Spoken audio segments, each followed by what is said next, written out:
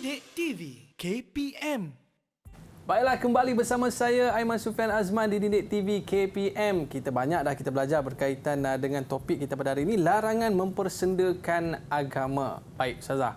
Untuk sema pada kali ini, apakah yang akan Ustazah kongsikan? Okey, terima kasih Aiman. Yang terakhir dah ni, kita akan melihat apakah pengajaran dan iktibar yang boleh kita ambil daripada tajuk larangan mempersendakan agama.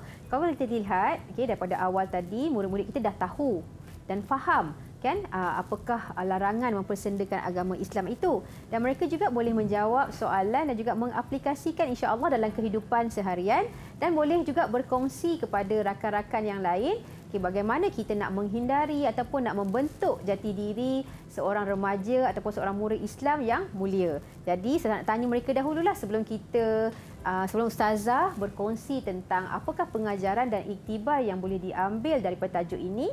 Saya nak tanya dulu pada anak murid Ustazah dalam Google Meet, apakah yang dapat disimpulkan ataupun dapat pengajaran yang dapat diambil daripada tajuk larangan mempersendakan agama Islam. Okey, mungkin boleh kita mulakan dengan Darin.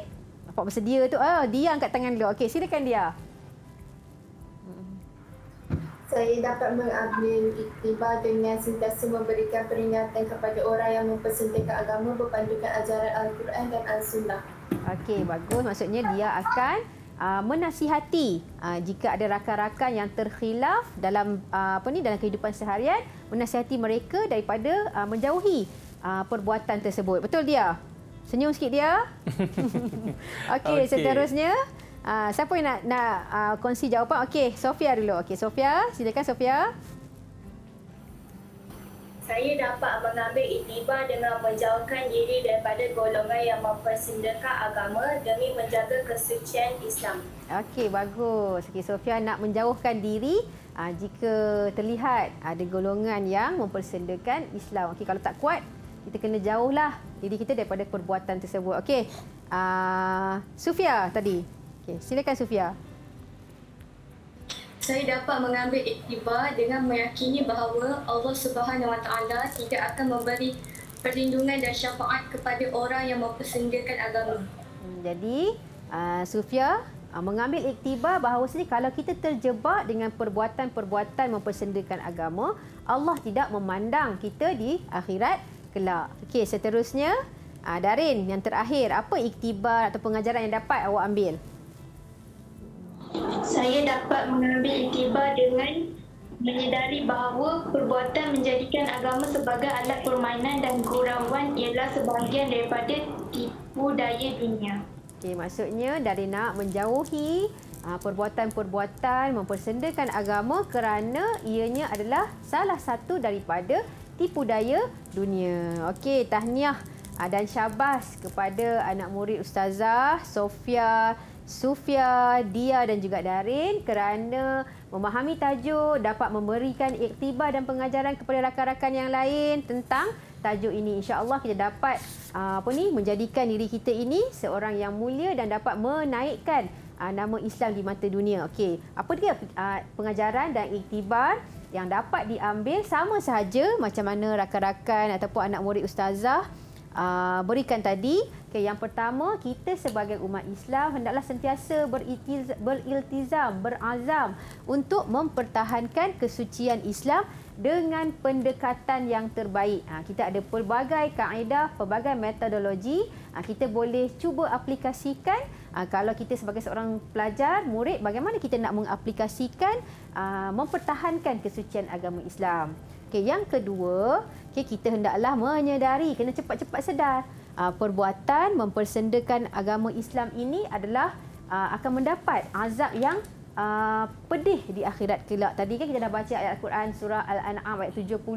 Okey, wa azabun alim, azab yang pedih. Lahum syarabun min hamim, diberi minuman air panas yang menggelegak. Pedih azab tu kepada kita, pada golongan-golongan yang mempersendakan agama Islam. Okey, seterusnya kita hendaklah menjauhkan diri daripada perbuatan mempersendakan agama Islam sebagaimana yang Darin nyatakan tadi, kerana perbuatan tersebut adalah salah satu daripada tipu daya syaitan. Baik, Ustazah. Jadi apa yang kita boleh rumuskan dalam topik perbincangan kita pada hari ini? Mungkin kita boleh murid-murid kita ke? Boleh. Okey, silakan. Apa yang dapat anda ataupun anak-anak murid ustazah kongsikan macam mana nak jadi seorang murid yang hebat di sekolah untuk menyatakan bahawasanya nak menunjukkan akhlak murid-murid kita ni adalah akhlak yang mulia depan kalangan student kita yang lain, terutamanya kepada student kita yang non-Muslim. Okey, mungkin Sufia boleh kongsikan apa yang Sufia boleh buat di sekolah? Satu sahaja.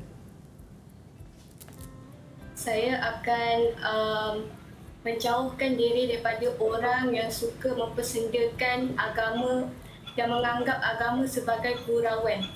Okey, bagus. Maksudnya Sufia nak menjauhkan diri ataupun lebih mudah Aiman, kita sebagai seorang murid ni kita boleh menunjukkan akhlak yang mulia, mempamerkan akhlak yang mulia supaya jadi contoh ikutan kepada rakan-rakan kita yang lain. Boleh?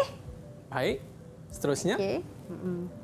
Okey, ada lagi yang nak berkongsi jawapan? Okey, Darin, silakan. Tu. On mikrofon. Okey. Saya akan menunjukkan akhlak yang baik dan mulia kepada penganut agama lain supaya mereka merasa tertarik untuk memasuki agama Islam yang suci ini. Okey, kadang-kadang kita punya akhlak tu dah mencerminkan kepribadian kita. Tak perlu cakap banyak, just tunjukkan contoh teladan yang baik. Mungkin ada sedikit rumusan daripada ustazah. Okey, pada hari ini ustazah haraplah semua anak murid ustazah di dalam Google Meet dan juga di rumah dapat memahami tajuk larangan mempersendakan agama. Kita dah belajar tadi bentuk-bentuk perbuatan mempersendakan agama, cara menjaga kesucian agama Islam, dan harap bukan sahaja untuk menjawab peperiksaan peperiksaan kelak, tapi kita boleh mengaplikasikan istiqamah dalam mengamalkan perkara-perkara yang telah kita pelajari supaya kita dapat dapat kebaikan di dunia dan juga di akhirat. Baik Ustazah, bagaimana dengan prestasi murid-murid kita pada hari ini? Nampak gaya cemerlang tu. Kalau nampak lihat di papan sebelah Abang Aiman tu, Sufia, Dia dan juga Darin mendapat lengkap perkataan hebat. Jadi mereka semua ni amatlah hebat pada hari ini dalam memahami tajuk yang dipelajari. Baiklah Ustazah, bagaimana pula dengan murid-murid kita di rumah sana yang nak dapatkan bahan-bahan pembelajaran kita pada hari ini Ustazah? Okey, seperti biasa, murid-murid di rumah sana boleh melayari laman sesawang sumberku untuk mendapatkan maklumat, bahan-bahan yang kita telah pelajari pada hari ini. Okey, baik. Kita nak ucapkan jutaan terima kasih kepada Ustazah Nurul Nadia Abdul Latif dan juga Ustazah Nur Asmawati sebagai juru bahasa isyarat kita pada hari ini. Dan terima kasih kepada murid-murid yang berada bersama dengan kita di studio dan juga murid-murid di rumah sana. Ada rezeki kita jumpa lagi. Saya Aiman Sufian Azman mengundurkan diri. Bye-bye. Assalamualaikum warahmatullahi wabarakatuh. Jumpa lagi.